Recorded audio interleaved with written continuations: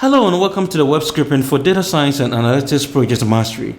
In this project mastery, we have only one objective.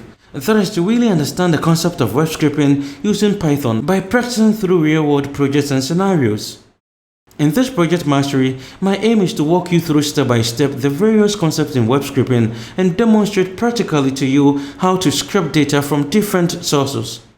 I will introduce you to various modern robust libraries and frameworks such as Beautiful Soup, Request, Selenium, Scrappy, among others, and practically demonstrate how these libraries are used by scraping data from simple to complex web pages like Amazon.com.